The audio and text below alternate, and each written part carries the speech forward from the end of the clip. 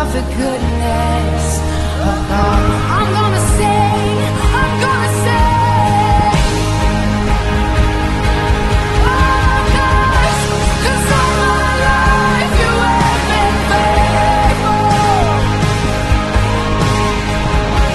And all my life you have been so, so good. With every breath that I am able, oh, I'm gonna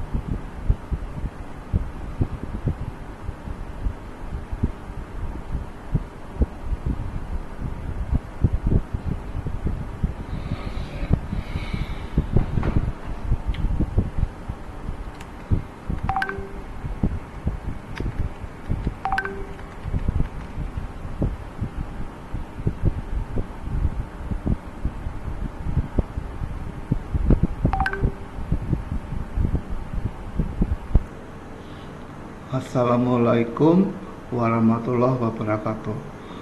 Salam sejahtera bagi kita semua.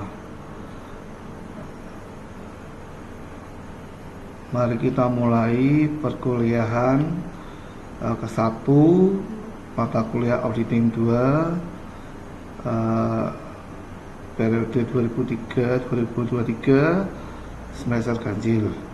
Oke, perkenalkan, nama saya Dr. Bambang Wijanarko Susilo, Eskom, SAK, MAK, MM, dan AK. Saya diberi tugas untuk memberi perkuliahan auditing 2 untuk kelas S1 akuntansi Untas Tekong. Oke, pertemuan pertama, minggu pertama, materinya auditing 2 yang pertama adalah kontrak perkuliahan selama 1 semester, kemudian sistem perkuliahannya, kemudian sistem penilaian, kemudian juga untuk pertemuan pertama kita membahas review dari mata kuliah auditing. Oke, auditing adalah proses pengujian pada objek audit pada satu klien atau objek dari salah satu bagian dari akuntansi, apakah sesuai dengan kriteria atau standar akuntansi yang berlaku. Nah, standar akuntansi yang dipakai adalah salah satunya adalah etap, kemudian SAK untuk perusahaan terbuka, atau untuk standar akuntansi UMKM. Standar akuntansinya akan disesuaikan pada jenis-jenis dari klien dari suatu auditor. Misalnya untuk perusahaan menengah atau yang perusahaan yang tidak terbuka, maka kita menggunakan standar akuntansi etap. Sedangkan untuk perusahaan yang terbuka, kita menggunakan PSAK. Dan untuk ngaudit di sektor publik atau pemerintahan, maka kita memakai SAK pemerintahan. Audit akan dilaksanakan dengan prosedur pengumpulan dan pengujian bukti-bukti dari objek audit si customer atau klien, dan nanti akan diajukan atau dibandingkan apakah dari bukti-bukti pendukung itu sudah sesuai pada standar akuntansi yang berlaku pada customer tersebut. Audit yang sering dilakukan untuk customer atau objek audit adalah audit laporan keuangan. Tujuannya apa dari audit laporan keuangan itu? Yang salah satu adalah untuk menguji apakah laporan keuangan tersebut sudah wajar atau tidak wajar. Dan nanti outputnya adalah memberikan auditor dari kantor akuntan publik akan memberikan opini, itu apakah wajar ataukah tidak wajar. Pendapat dari akuntan publik ada 4. Yang pertama adalah pendapat wajar tanpa pengecualian atau WTP. Kedua, pendapat wajar dengan pengecualian atau WTP. Kemudian yang ketiga adalah pendapat tidak wajar, dan yang keempat adalah KAP tersebut menolak memberikan pendapat atau disclaimer atas dari audit laporan keuangan dari objek audit atau objek dari si customer. Untuk menentukan tingkat opini dari hasil laporan keuangan yang disajikan oleh audite atau dari auditornya klien atau customer adalah tingkat dari kesalahan itu dari bentuk salah saji dari audite laporan keuangan itu apakah nilainya sangat material atau tidak material atau sangat berpengaruh sekali. Karena kalau dianggap sangat material, maka laporan keuangan tersebut dianggap porsinya tidak material karena banyak kesalahan porsi besar yang sangat material yang sangat salah dalam penyajian dari laporan keuangan si audite. Audit laporan keuangan.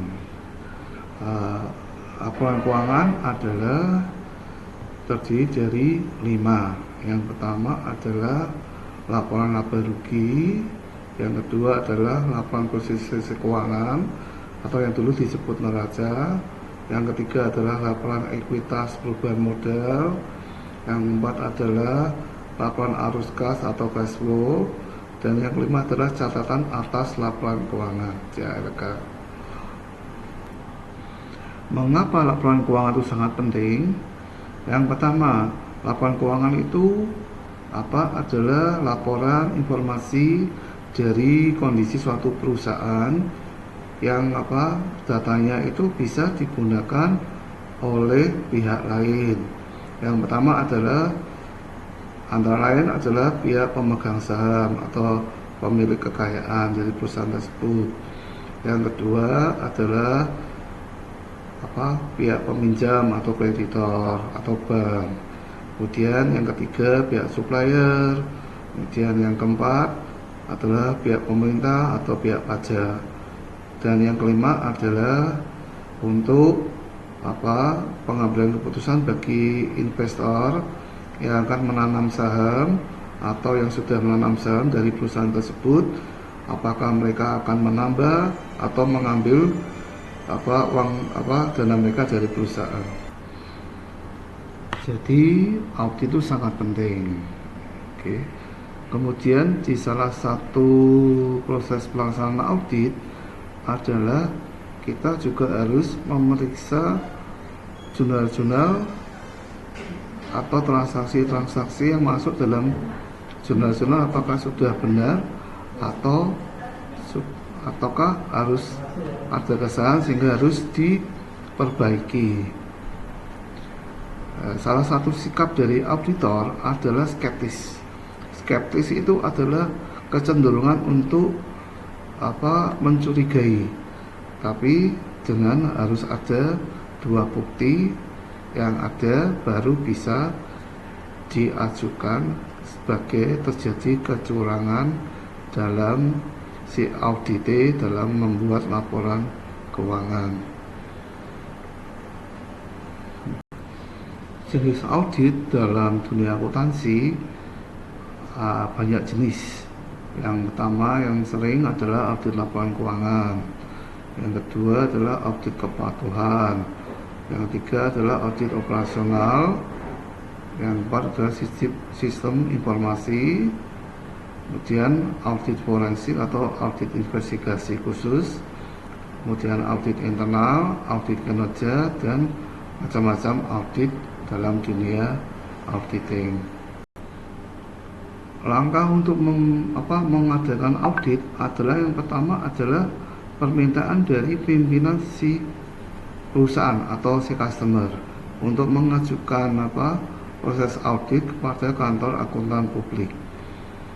Kemudian baru dilaksanakan prosedur langkah-langkah selanjutnya, dan nanti kalau sudah terjadi perjanjian antara perikatan dari customer, pimpinan perusahaan dan dengan kantor akuntan publik, maka prosedur audit laporan keuangan itu dapat dilaksanakan. Prosedur-prosedur dari audit laporan keuangan itu harus memenuhi syarat lengkap, sistematis, dan yang ketiga jelas atau mudah dipahami. Kenapa? Karena laporan keuangan audit ini sangat dibutuhkan jika terjadi perpindahan proses audit kepada auditor yang lainnya, sehingga harus yang pertama lengkap, kedua sistematis, dan yang ketiga adalah jelas atau mudah dipahami. Dan akhir dari proses audit adalah laporan audit. Sedangkan untuk pelaksanaannya, auditor membutuhkan kertas kerja audit sebagai proses untuk menginput, mengawasi, atau apa yang sudah dari bukti-bukti audit itu dimasukkan ke kertas audit atau audit pekerja. Prosedur audit keuangan yang pertama adalah penerimaan penugasan audit. Apakah si KAP, kantor pelayanan publik, akan menerima atau menolak dari permintaan audit dari pimpinan perusahaan tertentu. Yang kedua, KAP, kantor pelayanan publik, harus menguasai pemahaman industri sesuai dengan standar akuntansi yang dipakai. Kemudian hal yang lain yang harus dikuasai adalah pemahaman SPI atau sistem pengendalian internal. Kemudian bagaimana untuk menguji sistem pengendalian internal itu dengan diuji melalui test of control, apakah ada kelemahan atau terjadi hal-hal yang memberikan aset dari perusahaan. Kemudian pengujian substantif atau menguji akun-akun dalam laporan keuangan. Dan yang terakhir adalah KAP memberikan pelaporan hasil audit termasuk memuat opini auditor. Auditor membutuhkan akan bukti audit dari suatu pengujian dari SPI atau test control dari SPI suatu perusahaan tersebut, dengan cara auditor melakukan pertanyaan atau memberikan interview secara langsung kepada seluruh bagian dari perusahaan tersebut.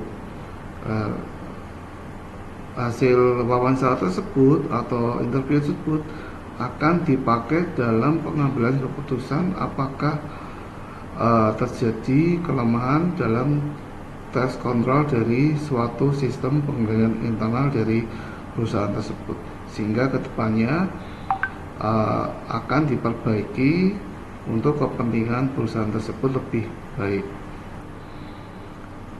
Dan fungsi utama dari audit laporan keuangan adalah yang pertama adalah mengecek kehandalan dari sistem audit internal dari perusahaan tersebut. Apakah sistemnya itu dipandang ada kekurangan atau harus dicek kembali atau harus dikembangkan untuk disusun menjadi sistem pengendalian internal dari audit intern terlebih dahulu, sehingga kedepannya SPI tersebut dan uji tes kontrol tersebut bisa berjalan dengan baik.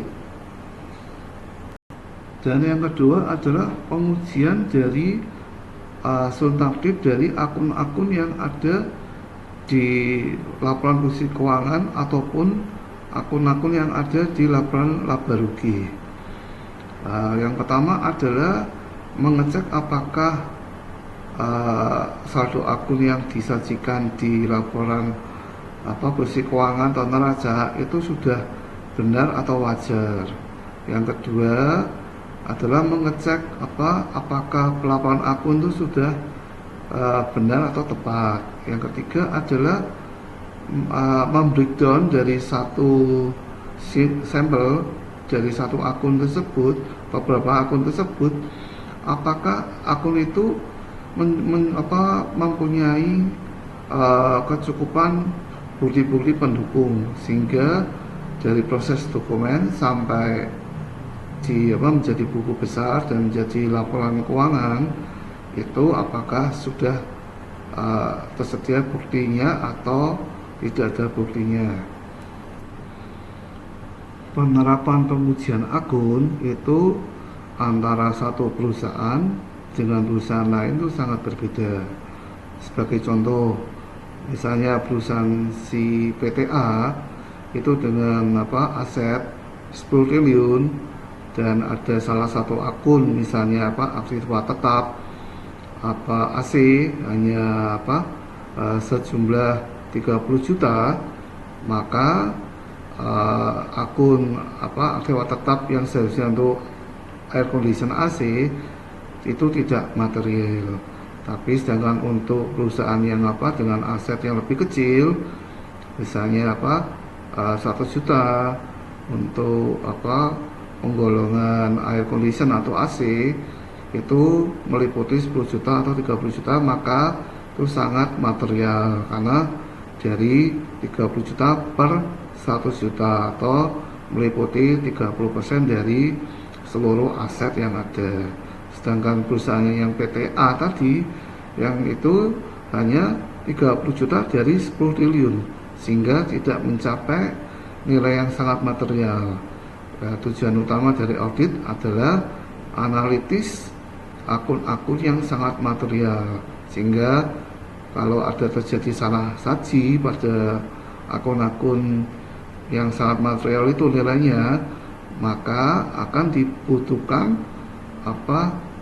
bukti-bukti pendukung untuk mengecek apakah akun yang sangat material itu salah sajinya semakin banyak, maka diharuskan memberikan si KAP harus meminta pada pegawai yang dari perusahaan tersebut untuk bukti-bukti pendukung. Kalau tidak ada bukti-bukti pendukung, maka akan dijadikan masukan bagi kantor akuntan publik auditornya sebagai temuan bahwa nanti bisa memberikan opini tidak wajar. Assalamualaikum warahmatullahi wabarakatuh. Salam sejahtera bagi kita semua. Mari kita mulai perkuliahan ke-1 mata kuliah auditing 2 periode 2003-2023 semester ganjil. Oke, perkenalkan, nama saya Dr. Bambang Wijanarko Susilo, Eskom, SAK, MAK, MM, dan AK. Saya diberi tugas untuk memberi perkuliahan auditing 2 untuk kelas S1 akuntansi Untas Tekom. Oke, pertemuan pertama minggu pertama materinya auditing 2 yang pertama adalah kontrak perkuliahan selama 1 semester, kemudian sistem perkuliahannya, kemudian sistem penilaian, kemudian juga untuk pertemuan pertama kita membahas review dari mata kuliah auditing. Oke, auditing adalah proses pengujian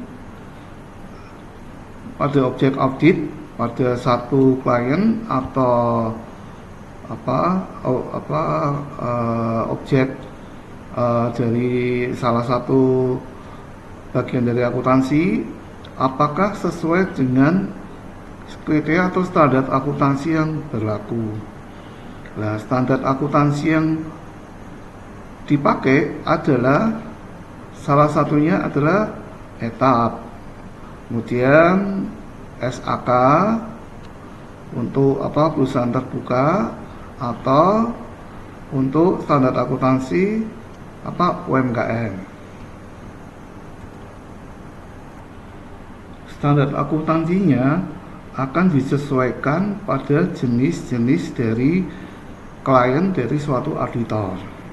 Misalnya untuk perusahaan menengah atau perusahaan yang tidak terbuka, maka kita menggunakan standar akuntansi etap. Sedangkan untuk perusahaan yang terbuka, kita menggunakan PSAK. Dan untuk audit di sektor publik atau pemerintahan, maka kita memakai SAK pemerintahan.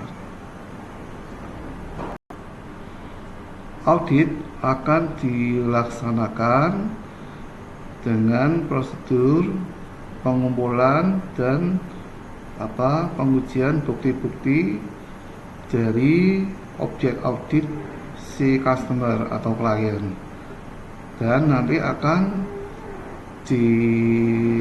diajukan atau dibandingkan apakah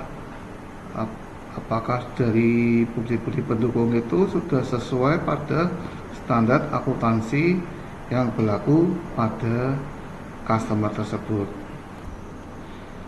Audit yang sering dilakukan untuk customer atau objek audit adalah audit laporan keuangan. Tujuannya apa dari audit laporan keuangan itu?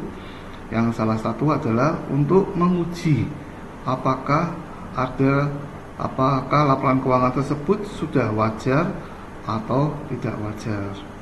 Dan nanti outputnya adalah memberikan auditor dari kantor akuntan publik akan memberikan opini, itu apakah wajar ataukah tidak wajar. Pendapat dari akuntan publik ada 4. Yang pertama adalah pendapat wajar tanpa pengecualian atau WTP. Kedua, pendapat wajar dengan pengecualian atau WTP. Kemudian yang ketiga adalah pendapat tidak wajar. Dan yang keempat adalah KAP tersebut menolak memberikan pendapat atau disclaimer atas dari audit laporan keuangan dari objek audit atau objek dari si customer. Untuk menentukan tingkat opini dari hasil laporan keuangan yang disajikan oleh audite atau dari auditornya klien atau customer adalah tingkat dari kesalahan, itu dari bentuk salah saji dari auditor laporan keuangan itu apakah nilainya sangat material atau tidak material atau sangat berpengaruh sekali. Karena kalau dianggap sangat material, maka laporan keuangan tersebut dianggap porsinya tidak material karena banyak kesalahan porsi besar yang sangat material yang sangat salah dalam penyajian dari laporan keuangan si audite. Audit laporan keuangan. Laporan keuangan adalah terdiri dari 5. Yang pertama adalah laporan laba rugi, yang kedua adalah laporan konsolidasi keuangan atau yang dulu disebut neraca, yang ketiga adalah laporan ekuitas perubahan modal, yang keempat adalah laporan arus kas atau cash flow, dan yang kelima adalah catatan atas laporan keuangan (CALK). Mengapa laporan keuangan itu sangat penting?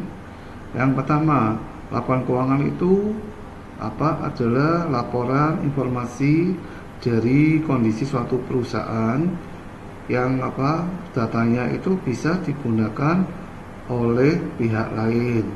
Yang pertama adalah antara lain adalah pihak pemegang saham atau pemilik kekayaan dari perusahaan tersebut. Yang kedua adalah pihak peminjam atau kreditor atau bank. Kemudian yang ketiga pihak supplier. Kemudian yang keempat adalah pihak pemerintah atau pihak pajak. Dan yang kelima adalah untuk pengambilan keputusan bagi investor yang akan menanam saham atau yang sudah menanam saham dari perusahaan tersebut, apakah mereka akan menambah atau mengambil uang dana mereka dari perusahaan. Jadi audit itu sangat penting. Oke. Kemudian di salah satu proses pelaksanaan audit adalah kita juga harus memeriksa jurnal-jurnal atau transaksi-transaksi yang masuk dalam jurnal-jurnal, apakah sudah benar ataukah harus ada kesalahan sehingga harus diperbaiki. Salah satu sikap dari auditor adalah skeptis. Skeptis itu adalah kecenderungan untuk mencurigai, tapi dengan harus ada dua bukti yang ada baru bisa diajukan sebagai terjadi kecurangan dalam si audite dalam membuat laporan keuangan. Jenis audit dalam dunia akuntansi banyak jenis. Yang pertama yang sering adalah audit laporan keuangan. Yang kedua adalah audit kepatuhan. Yang ketiga adalah audit operasional. Yang keempat adalah sistem informasi. Kemudian audit forensik atau audit investigasi khusus. Kemudian audit internal, audit kinerja, dan macam-macam audit dalam dunia auditing. Langkah untuk mengadakan audit adalah yang pertama adalah permintaan dari pimpinan si perusahaan atau si customer untuk mengajukan proses audit kepada kantor akuntan publik. Kemudian baru dilaksanakan prosedur langkah-langkah selanjutnya, dan nanti kalau sudah terjadi perjanjian antara perikatan dari customer, pimpinan perusahaan dan dengan kantor akuntan publik, maka prosedur audit laporan keuangan itu dapat dilaksanakan. Prosedur dari audit laporan keuangan itu harus memenuhi syarat lengkap, sistematis, dan yang ketiga jelas atau mudah dipahami. Kenapa? Karena laporan keuangan audit ini sangat dibutuhkan jika terjadi perpindahan proses audit kepada auditor yang lainnya, sehingga harus yang pertama lengkap, kedua sistematis, dan yang ketiga adalah jelas atau mudah dipahami. Dan akhir dari proses audit adalah laporan audit. Sedangkan untuk pelaksanaannya, auditor membutuhkan kertas kerja audit sebagai proses untuk menginput, mengawasi, atau apa yang sudah dari bukti-bukti audit itu dimasukkan ke kertas audit atau audit bekerja. Prosedur audit keuangan yang pertama adalah penerimaan penugasan audit. Apakah si KAP, kantor akuntan publik, akan menerima atau menolak dari permintaan audit dari pimpinan perusahaan tertentu. Yang kedua, KAP, kantor akuntan publik, harus menguasai pemahaman industri sesuai dengan standar akuntansi yang dipakai. Kemudian hal yang lain yang harus dikuasai adalah pemahaman SPI atau sistem pengendalian internal. Kemudian bagaimana untuk menguji sistem pengendalian internal itu dengan diuji melalui test of control, apakah ada kelemahan atau terjadi hal-hal yang memberikan aset dari perusahaan. Kemudian pengujian substantif atau menguji akun-akun dalam laporan keuangan. Dan yang terakhir adalah KAP memberikan pelaporan hasil audit termasuk memuat opini auditor. Auditor membutuhkan akan bukti audit dari suatu pengujian dari SPI atau tes kontrol dari SPI suatu perusahaan tersebut, dengan cara auditor melakukan pertanyaan atau memberikan interview secara langsung kepada seluruh bagian dari perusahaan tersebut. Hasil wawancara tersebut atau interview tersebut akan dipakai dalam pengambilan keputusan apakah terjadi kelemahan dalam tes kontrol dari suatu sistem pengendalian internal dari perusahaan tersebut, sehingga kedepannya akan diperbaiki untuk kepentingan perusahaan tersebut lebih baik. Dan fungsi utama dari audit laporan keuangan adalah, yang pertama adalah mengecek kehandalan dari sistem audit internal dari perusahaan tersebut. Apakah sistemnya itu dipandang ada kekurangan atau harus dicek kembali atau harus dikembangkan untuk disusun menjadi sistem pengendalian internal dari audit intern terlebih dahulu, sehingga kedepannya SPI tersebut dan uji tes kontrol tersebut bisa berjalan dengan baik. Dan yang kedua adalah pengujian dari substantif dari akun-akun yang ada di laporan posisi keuangan ataupun akun-akun yang ada di laporan laba rugi. Yang pertama adalah mengecek apakah saldo akun yang disajikan di laporan posisi keuangan atau neraca itu sudah benar atau wajar. Yang kedua adalah mengecek apakah pelaporan akun itu sudah benar atau tepat. Yang ketiga adalah membreakdown dari satu sampel dari satu akun tersebut, beberapa akun tersebut, apakah akun itu mempunyai kecukupan bukti-bukti pendukung, sehingga dari proses dokumen sampai menjadi buku besar dan menjadi laporan keuangan itu apakah sudah tersedia buktinya atau tidak ada buktinya. Penerapan pengujian akun itu antara satu perusahaan dengan perusahaan lain itu sangat berbeda. Sebagai contoh, misalnya perusahaan si PTA itu dengan aset 10 triliun dan ada salah satu akun misalnya aktiva tetap AC hanya sejumlah 30 juta, maka akun aktiva tetap yang seharusnya untuk air condition AC itu tidak material.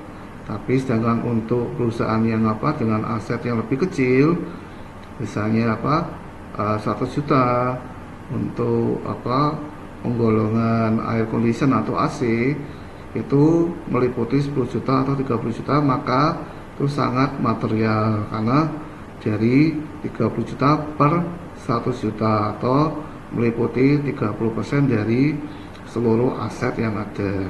Sedangkan perusahaan yang PTA tadi yang itu hanya 30 juta dari 10 triliun, sehingga tidak mencapai nilai yang sangat material.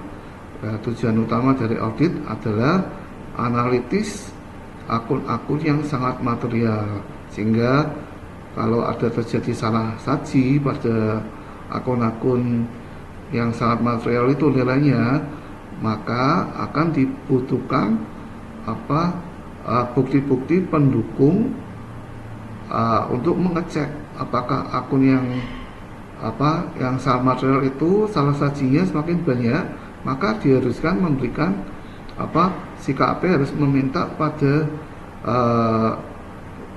pegawai yang dari perusahaan tersebut untuk bukti-bukti pendukung. Kalau tidak ada bukti-bukti pendukung, maka akan dijadikan masukan bagi kantor akuntan publik auditornya sebagai temuan bahwa nanti bisa memberikan opini tidak wajar. Pengujian audit terdiri dari beragam jenis pengujian, antara lain pengujian analitis, vouching, inspeksi, observasi, formasi, pengerjaan ulang, kemudian wawancara, perhitungan, tracing, teknik, audit berbantuan komputer atau pakai software ACL. Pengujian audit substantif bisa diklasifikasikan menjadi prosedur awal, kemudian prosedur pengujian analitis, kemudian prosedur pengujian detail dari transaksi, kemudian baru pengujian saldo akun, kemudian prosedur pengujian estimasi akuntansi, dan prosedur review penyajian dan pengungkapan. Program audit harus melengkapi rencana pelaksanaan audit, mencakup deskripsi dari jenis dan tujuan audit sesuai dengan permintaan pimpinan si audit. Kemudian juga tertera tanggal pelaksanaan audit. Kemudian juga ada tim audit atau pelaksana audit. Kemudian metodologi, instruksi, dan prosedur audit yang akan direncanakan. Kemudian harus memberikan catatan khusus rencana audit.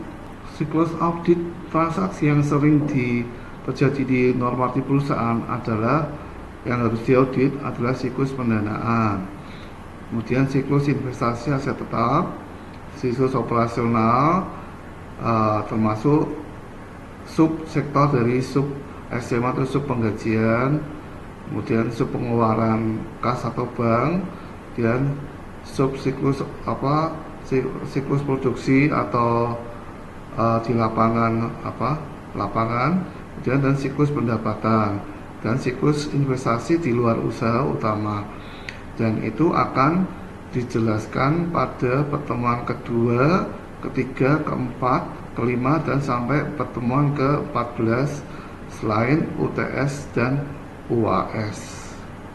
Jadi garis besarnya pada pertemuan pertama adalah sistemika review dari audit pada bab pertama sampai dengan sistematika pengujian audit. Yang pertama meliputi pemahaman audit dalam industri yang berbeda-beda, kemudian pemahaman bisnis core dari perusahaan tersebut, pemahaman SPI dari internal auditor dari si audit dari perusahaan, kemudian pengujian SPI dari internal auditor yang ada di perusahaan, dan yang kelima adalah pengujian substantif. Sampai di sini pertemuan bab 1 sudah selesai. Nanti kita lanjut di pertemuan bab 2. Oke, kita masuk pertemuan dari bab 2 tentang audit siklus pendapatan. Siklus pendapatan itu termasuk dari siklus penjualan dan siklus pengumpulan atau penagihan dari piutang. Ada beberapa siklus transaksi yang akan dipelajari di mata kuliah auditing 2. Untuk pertama kali, siklus yang akan dibahas adalah siklus pendapatan dan pendapatan yang berasal dari penjualan dan berasal dari piutang. Definisi siklus pendapatan adalah transaksi pendapatan yang dari hasil penjualan barang atau jasa, baik penjualan itu dilakukan secara tunai maupun secara kredit. Istilah lain dari siklus pendapatan adalah siklus penjualan dan dari siklus pengumpulan piutang. Tujuan audit dari siklus pendapatan adalah untuk menguji kewajaran dari laporan keuangan tentang penjualan barang dan jasa. Untuk pelaksanaan jasa audit itu secara praktek bisa dilakukan secara bersamaan, akan tetapi itu harus sesuai dengan permintaan pimpinan si customer atau pimpinan perusahaan yang akan diaudit. Yang dikecualikan dalam siklus pendapatan dalam hal ini adalah untuk transaksi penjualan non operasional. Sebagai contoh, misalnya ada aset tetap atau sekuritas yang dijual oleh perusahaan, maka penjualan tersebut tidak masuk dalam siklus pendapatan, tapi harus masuk dalam siklus investasi. Framework audit siklus pendapatan dari penjualan tunai dan kredit, apakah diproses secara akuntansi baik transaksi digital maupun transaksi manual, apakah sudah dimasukkan ke dalam akun-akun sesuai dengan transaksi tersebut, itu apakah sesuai dengan sistem pengendalian intern yang ada, yang dibuat oleh internal auditor dari perusahaan yang akan diaudit, sehingga itu di-close-kan apabila terjadi test of control dari sistem pengendalian internal SPI-nya itu mesti ada terjadi kebocoran atau kelemahan, maka itu akan dicatat di dalam laporan audit siklus pendapatan. Seorang auditor dari KAP harus mempunyai kompetensi sehingga kalau diterjunkan di lapangan audit, maka untuk mengaudit siklus pendapatan, maka si auditor dari KAP itu harus mengerti tentang cara kerja akuntansi menangani untuk transaksi penjualan barang dan jasa baik cara tunai maupun kreditnya. Itu cara aplikasinya bisa mengerti jurnal untuk transaksi penjualan barang dan jasa baik tunai dan kredit. Kemudian juga akuntansi untuk pajak, transaksi pajak antara pajak dari hasil penjualan tentang PPN, nah itu juga bisa mengerti dan memahami jurnal yang benar itu seharusnya gimana. Kemudian juga untuk akuntansi pengakuan kerugian piutang, bagaimana piutang tidak tertagih itu dianggap dimasukkan dalam kerugian piutang sehingga nanti mempengaruhi laba rugi perusahaan. Kemudian juga untuk transaksi untuk penjualan angsuran atau kredit, kemudian juga untuk transaksi konversi piutang dagang ke piutang wesel, cara pengakuan jurnalnya bagaimana. Kemudian akuntansi penjualan pada industri tertentu, misalnya pada perusahaan kontraktor perkebunan, misalnya ada pendapatan di termin atau sebagai sesuai dengan SAK yang dari sektor-sektor yang berbeda, maka itu harus dikuasai oleh auditor.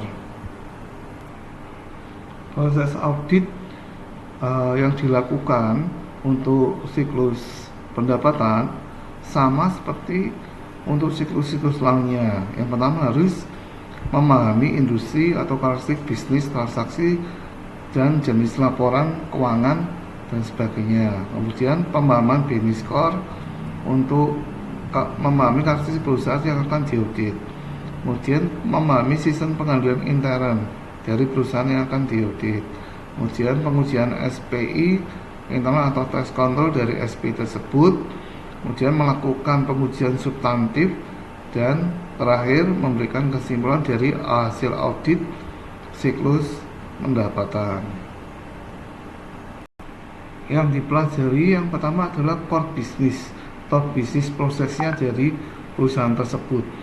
Nah, dari hal tersebut akan digambarkan siklus pendapatannya dari mana aja yang akan diaudit dalam siklus pendapatan. Untuk siklus pendapatan, transaksi dan akun-akun yang meliputi antara lain penjualan tunai terhadap kas atau bank, kemudian penjualan kredit terhadap piutang dagang. Kemudian pelunasan piutang terhadap kas atau bank dan piutang dagang.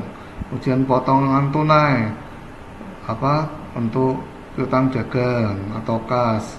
Kemudian retur penjualan.